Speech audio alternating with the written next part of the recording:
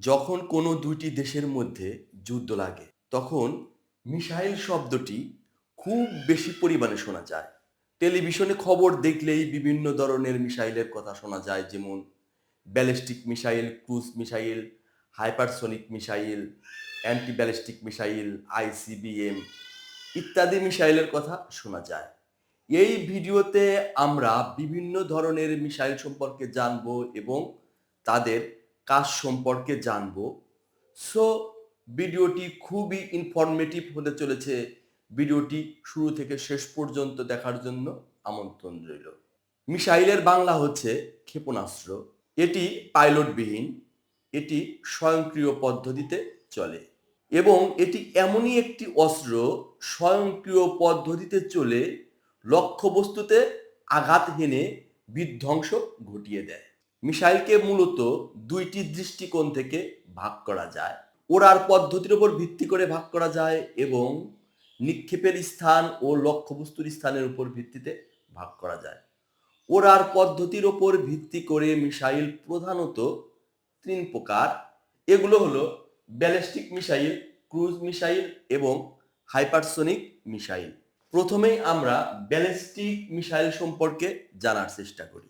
Ballistic missile হচ্ছে এমন একটি মিসাইল যেটি নিক্ষেপের স্থান থেকে প্যারাবোলিক পথ ধরে, অর্থাৎ ধনুকের মতো এইভাবে পথ ধরে লক্ষ্যবস্তুতে আঘাত করতে পারে। তারপরে আসি ক্রুজ মিসাইলে। ক্রুজ মিসাইল মূলত খুবই কম উচ্চতায় চলা মিসাইল। এটি মাটি থেকে সাধারণত 20 মিটার, 50 মিটার থেকে 100 মিটার উঁচু দিয়ে চলে। তাহলে বোঝাই যাচ্ছে এটি খুবই নিচু দিয়ে চলে। ক্রুজ মিসাইল নিচ দিয়ে চলার একটি সুনির্দিষ্ট কারণ আছে। এর প্রধান কারণ হলো প্রতিপক্ষের আকাশ প্রতিরক্ষা এবং রাডারকে ফাঁকি দিয়ে লক্ষ্যবস্তুতে আঘাত করা। তারপর আমরা আসি হাইপারসনিক মিসাইল। এটি অত্যন্ত দ্রুতগতির মিসাইল। হাইপারসনিক মিসাইল শব্দের চেয়েও কয়েক গুণ বেশি গতিতে চলে। এটি শব্দের চেয়েও 5 গুণেরও বেশি গতিতে চলতে পারে, এমনকি 10 গুণ গতিতেও চলতে পারে। তাহলে একটা প্রশ্ন আসে, শব্দের গতি কত? শব্দের গতি ঘন্টায় প্রায় 1200 কিলোমিটার, এর একটু বেশি। ধরলাম শব্দের গতি ঘন্টায় প্রায় 1200 কিলোমিটার। শব্দের গতি যদি ঘন্টায় প্রায় 1200 কিলোমিটার হয়, তাহলে হাইপারসনিক মিসাইলের গতি হবে ঘন্টায় 6000 কিলোমিটারেরও বেশি গতি। এটি কোনো কোনো মিসাইল ঘন্টায় 10,000-এর বেশি গতিতে চলতে পারে। মিসাইল নিক্ষেপের স্থান এবং লক্ষ্যবস্তুর ওপর ভিত্তি করে মিসাইল প্রধানত 6টি শ্রেণীতে বা 6টি ভাগে ভাগ করা যেতে পারে। এগুলো হলো এসএসএম বা surface to surface missile, surface to air missile, air to air missile, air to surface missile, sea to sea missile, sea to air missile. আসুন এগুলো আমরা এক এক করে জানি কোন মিসাইলের কাজ কি। প্রথমে আমরা জানার চেষ্টা করি surface to surface missile. Surface এর বাংলা অর্থ হচ্ছে ভূমি, অর্থাৎ সারফেস টু সারফেস মিসাইলের মেইন কাজ হচ্ছে ভূমি থেকে ভূমিতে যাবে, অর্থাৎ নিক্ষেপের স্থান হবে ভূমি এবং লক্ষ্যবস্তু হবে ভূমি।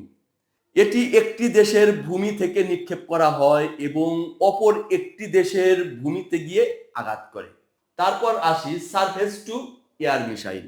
সারফেস টু এয়ার মিসাইলের নিক্ষেপের স্থান হচ্ছে সারফেস বা ভূমি এবং লক্ষ্যবস্তু হচ্ছে এয়ার বা আকাশ। এটি ভূমি থেকে আকাশের দিকে ছোড়া হয়। আকাশে যদি কোনো যুদ্ধ বিমান, ড্রোন বা মিসাইল থাকে, সেই যুদ্ধ বিমান, ড্রোন বা মিসাইলকে ধ্বংস করার জন্য সারফেস টু এয়ার মিসাইল ব্যবহার করা হয়। তারপর আমরা আসি air to air missile. Air to air মিসাইলের নিক্ষেপের স্থান হচ্ছে যুদ্ধ বিমান এবং লক্ষ্যবস্তু হচ্ছে আরো একটি যুদ্ধ বিমান। অর্থাৎ এয়ার টু এয়ার মিসাইলের প্রধান কাজ হচ্ছে একটি যুদ্ধ বিমান থেকে এই মিসাইলটা ছোড়া হবে এবং অন্য একটি যুদ্ধ বিমানকে এই মিসাইলটি ধ্বংস করবে। তারপর আমরা আসি air to surface missile. Air to surface মিসাইলের নিক্ষেপের স্থান হচ্ছে একটি যুদ্ধ বিমান। এটি একটি যুদ্ধ বিমান থেকে ছোড়া হয় এবং কোথায় ছোড়া হয়, এর লক্ষ্যবস্তু হচ্ছে ভূমি। অর্থাৎ এটি একটি যুদ্ধ বিমান থেকে প্রতিপক্ষ দেশের ভূমিতে গিয়ে আঘাত করে। তারপর আমরা আসি sea to sea missile. Sea এর বাংলা হচ্ছে সাগর, অর্থাৎ এটির ছোড়ার স্থান সাগর এবং এর লক্ষ্যবস্তু হবে সাগর। তাহলে বোঝাই যাচ্ছে এটি মূলত একটি সাবমেরিন থেকে ছোড়া হয়। এটি সাবমেরিন থেকে ছুড়ে একটি জাহাজকে ধ্বংস করে দিতে পারে। তারপরের পার্টটি হচ্ছে সি টু এয়ার মিসাইল। এর নিক্ষেপের স্থান হচ্ছে সাবমেরিন এবং এর লক্ষ্যবস্তু হচ্ছে কোনো একটি যুদ্ধ বিমান বা কোনো একটি মিসাইল বা ড্রোন। অর্থাৎ এটি কোনো একটি সাবমেরিন থেকে ছোড়া হয়, সাবমেরিন থেকে ছুড়ে আকাশের কোনো যুদ্ধ বিমান, ড্রোন বা মিসাইলকে ধ্বংস করা হয়। এখন আমরা দুইটি বিশেষ ধরনের মিসাইল সম্পর্কে জানব। একটি হচ্ছে এবিএম আর একটি হচ্ছে আইসিবিএম। এবিএম এর মানে হচ্ছে anti ballistic missile. Anti ballistic মিসাইলের মেইন কাজ হচ্ছে অন্য একটি ব্যালিস্টিক মিসাইলকে ধ্বংস করা। একটা উদাহরণ দিয়ে আপনাদের বুঝিয়ে দিচ্ছি। একটি দেশ যদি অন্য একটি দেশে ব্যালিস্টিক মিসাইল নিক্ষেপ করে, তাহলে সেই দেশটি যদি বুঝতে পারে যে আমার দেশের দিকে একটি ব্যালিস্টিক মিসাইল আসছে, তাহলে তারা তার বিপরীতে একটি অ্যান্টি ব্যালিস্টিক মিসাইল নিক্ষেপ করে দেয়।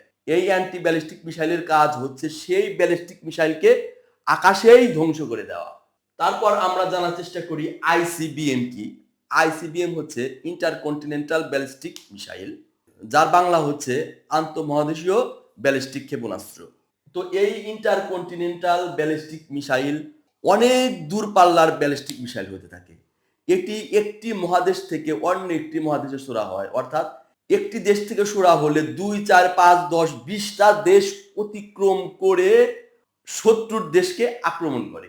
তাহলে বোঝাই যাচ্ছে এটি অনেক দূরপাল্লার ব্যালিস্টিক মিসাইল। এটি 10-15 হাজার কিলোমিটার দূরপাল্লায় গিয়ে আঘাত করতে পারে। তো এই ব্যালিস্টিক মিসাইলের ওয়ারহেডে কিন্তু খুব বিধ্বংস অস্ত্র থাকে। এর ওয়ারহেডে পারমাণবিক অস্ত্রও থাকতে পারে। মিসাইল কারা তৈরি করে? মিসাইল কেন তৈরি করে?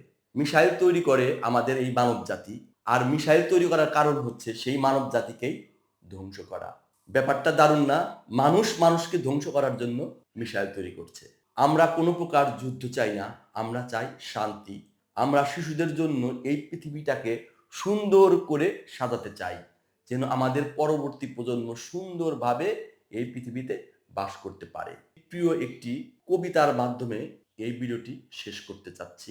আজ যে শিশু পৃথিবীর আলোয় এসেছে, আজ যে শিশু পৃথিবীর আলো এসেছে, আমরা তার তরে একটি সাজানো বাগান চাই। আজ যে শিশু মায়ের হাসিতে হেসেছে, আমরা চিরদিন সেই হাসি দেখতে চাই। ভিডিওটি ভালো লেগে থাকলে চ্যানেলটি সাবস্ক্রাইব করবেন।